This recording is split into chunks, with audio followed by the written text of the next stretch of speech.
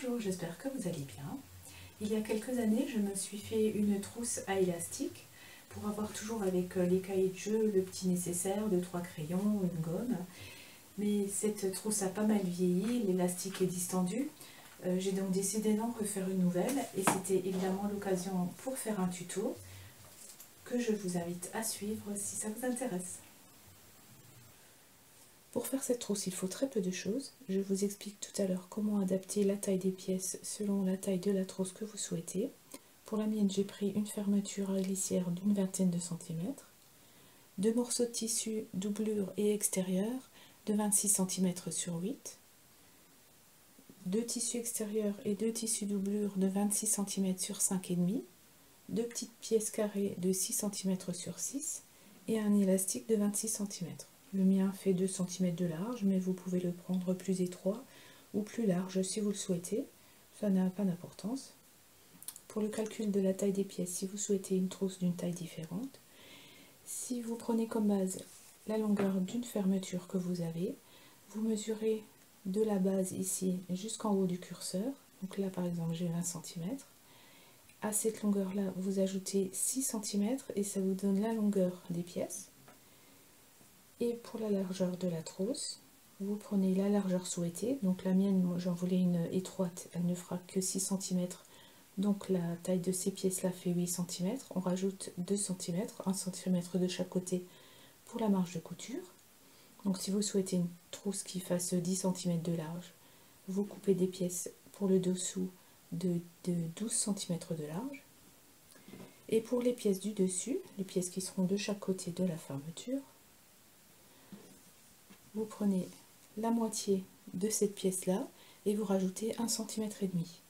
Donc moi j'ai des pièces ici qui font 8 cm et celles-ci font la moitié, 4 cm plus 1,5.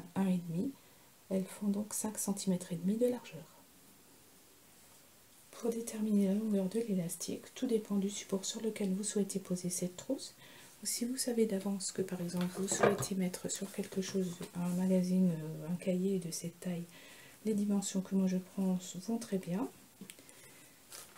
Si par exemple vous voulez la poser sur quelque chose de plus petit ou plus grand, vous posez votre fermeture à glissière. Donc là j'en prends une rose pour que vous voyez bien. Je me base sur la longueur totale de la fermeture parce qu'avec les bandes de propreté plus la couture, la trousse fera à peu près cette taille là. Donc je prends un mètre ruban ou une ficelle si vous n'avez pas de mètre ruban, que vous posez ainsi.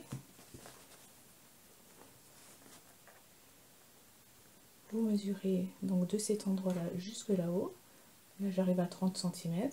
Et vous enlevez 2 ou 3 cm, tout dépend si vous souhaitez que l'élastique soit plus ou moins tendu. Et puis ça dépend un peu de la nature de l'élastique.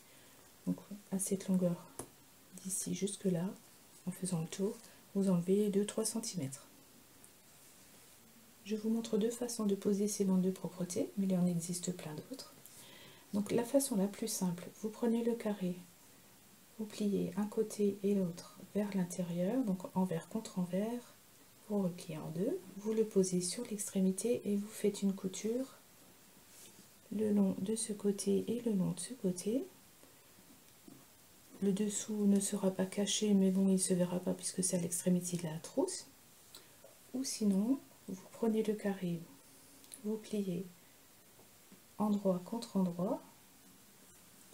Aux extrémités, vous faites un repli d'environ 7 mm qui se retrouve donc envers contre envers. Vous faites pareil de l'autre côté en essayant de bien aligner le tout.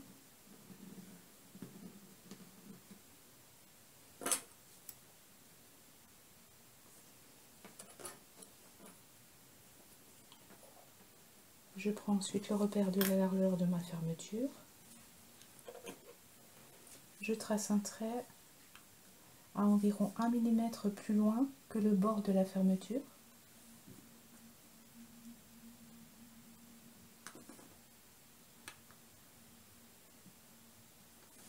Et je vais faire une couture en aller-retour sur ces deux traits.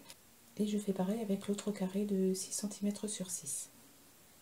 J'ai coupé pour réduire mes marges de couture à environ 5 mm. J'ai coupé un petit peu les angles aussi pour enlever de l'épaisseur. Et maintenant je retourne sur l'endroit en faisant bien ressortir les coins.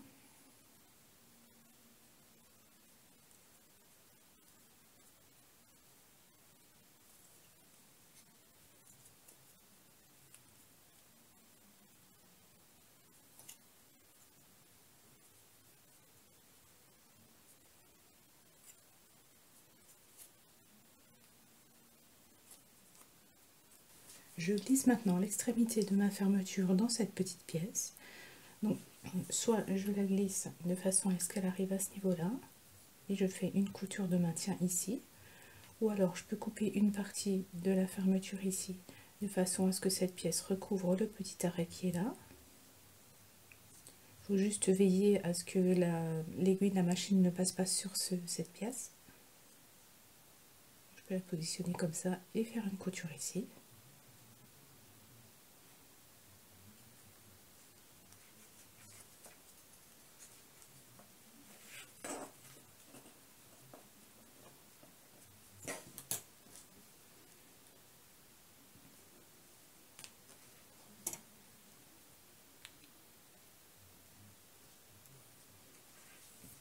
Et au lieu de faire un point d'arrêt début et fin, pour ne pas trop surcharger cette partie avec la couture, je peux poser un petit morceau de tissu plié en 4 ou un peu plus, à la même hauteur.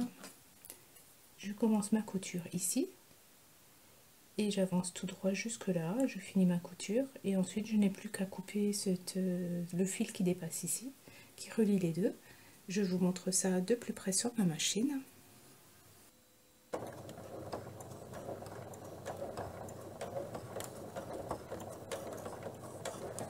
Pour fixer ma fermeture éclair, j'ai fait une marque sur le milieu d'une des pièces du haut de ma trousse. J'ai marqué le milieu de ma fermeture. Je les place bien bord à bord.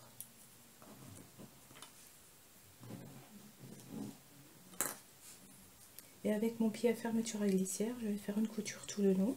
Donc je démarre ici, un petit point d'arrêt, je couds tout le long. Lorsque j'arrive près du curseur, je plante mon aiguille. Je lève le pied presseur de ma machine, je fais passer le curseur de l'autre côté, j'abaisse de nouveau mon pied presseur et je continue la couture jusqu'ici avec un point d'arrêt à ce niveau-là. Je prends maintenant une des pièces de doublure, je la pose endroit contre endroit, bien bord à bord.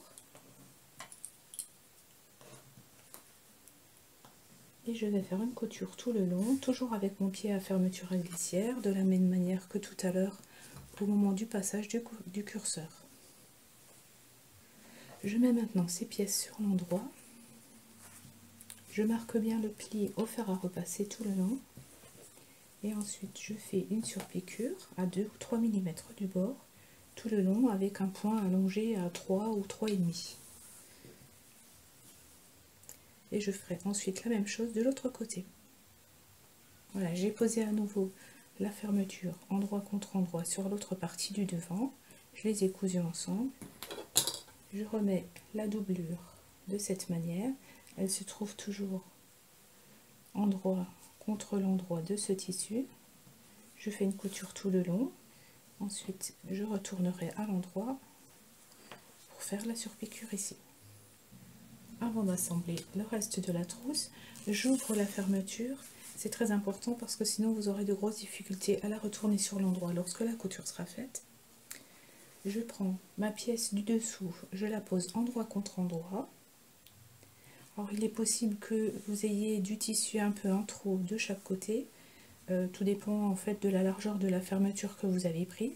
Donc il vaut mieux en avoir un peu trop, c'est pas grave, vous pouvez couper. Donc, si c'est le cas, vous posez comme ça, vous épinglez.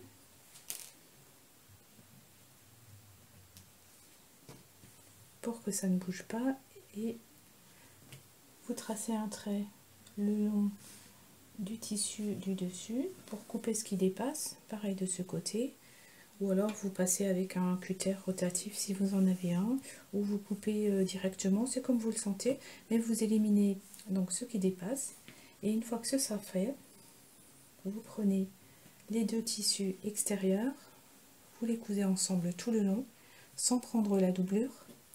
Vous faites ça de chaque côté et quand ce sera cousu, vous passez de l'autre côté prenez la doublure endroit contre endroit et vous faites la même chose, la couture tout le long de chaque côté sans prendre le tissu extérieur. Vous cousez juste les deux tissus de doublure ensemble tout le long de chaque côté. Si vous préférez, vous pouvez d'abord coudre ces deux pièces ensemble et couper le surplus ensuite, une fois que c'est cousu, et faire de la même manière de l'autre côté. C'est vous qui voyez, vous coupez avant ou après. Mes coutures sont faites, j'ai bien assemblé le tissu extérieur endroit contre endroit et la doublure endroit contre endroit. Les deux extrémités sont ouvertes, donc c'est par là que je vais maintenant retourner la trousse sur l'endroit.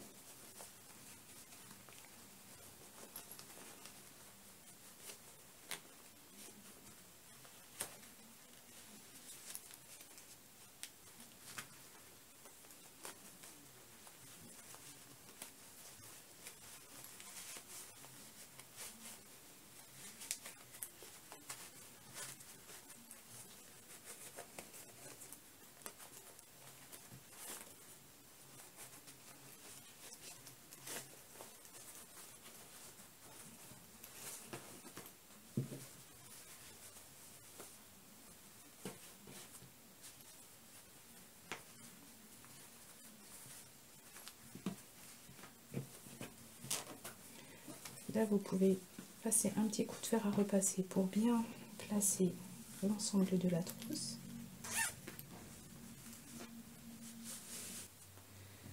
Alors, j'ai retourné la trousse et à force d'écouter ce que je vous dis, de regarder si c'est bien cadré et de me concentrer sur plein d'autres choses, j'ai cousu l'extrémité et j'ai oublié de mettre l'élastique et j'ai coupé.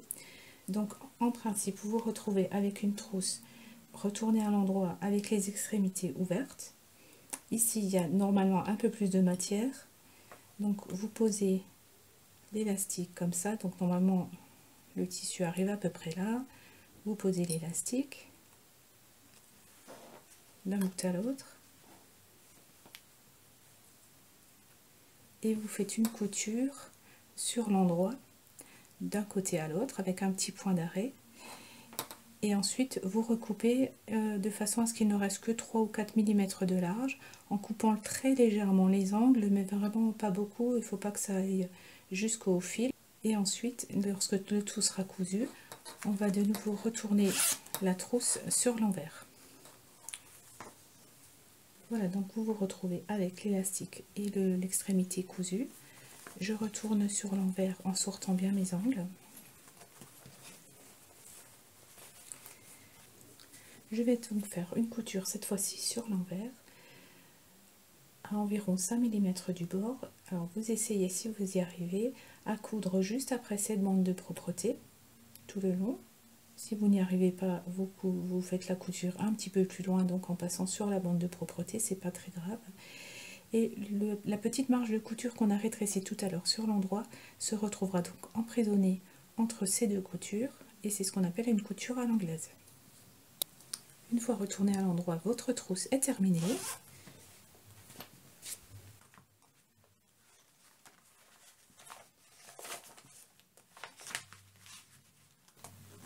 Et voilà. Voilà, j'espère que ce tuto vous a plu. Comme d'habitude, je vous mets en bas de la vidéo le lien vers ma page Facebook. N'hésitez pas à partager vos cosettes faites à partir de mes tutos. Et je vous dis à bientôt pour de nouveaux tutos.